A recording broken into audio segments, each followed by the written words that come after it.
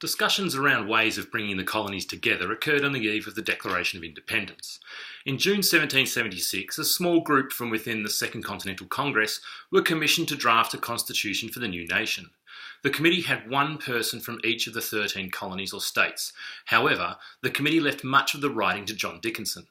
By July 12, 1776, Dickinson had produced a draft of the Articles of Confederation, which was finally passed by Congress in November 1777.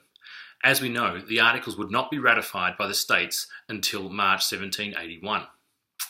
The Articles were famously upheld as establishing a firm league of friendship for the newly united states.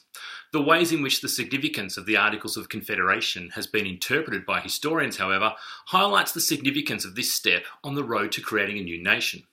Historian Gordon Wood emphasises that the creation of the Articles of Confederation sparked no extensive exploration in the problems of politics. This was probably and possibly a result of the fact that the newly created states did need to find a way to cooperate as they fought for their independence against the British.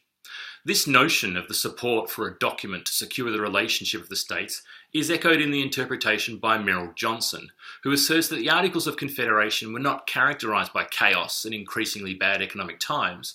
Rather, the Articles provided themselves to be a perfectly viable structure for a free society, encouraging trade, prosperity, and adherence to the highest ideal. Clearly, from this view, Jensen believes that the Articles were inspired by ideas and ideals that sought to provide a political system where the tyranny the Americans believed they had experienced under Britain could not occur again. According to historian Charles Beard, the defects and problems that did exist in the Articles of Confederation were not the serious menace to the social fabric which the loud complaints of advocates of change had implied.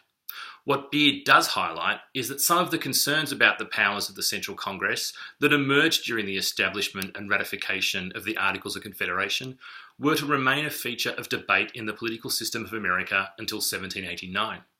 According to Edmund Morgan, the Articles of Confederation assigned what appeared to be a formidable list of powers to the Congress. Through these powers, when set forth in black and white, they did look imposing. They hardly merited any alarm over states or popular liberty.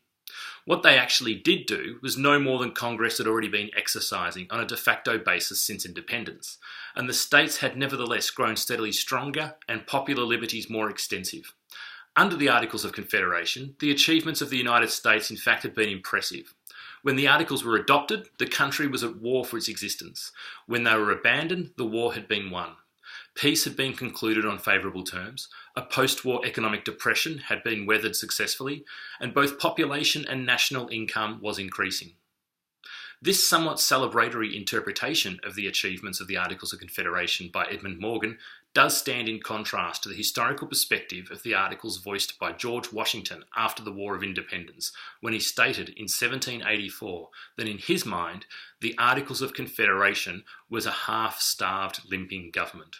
What must be conceded is that the Articles did see the new United States through a war against Britain.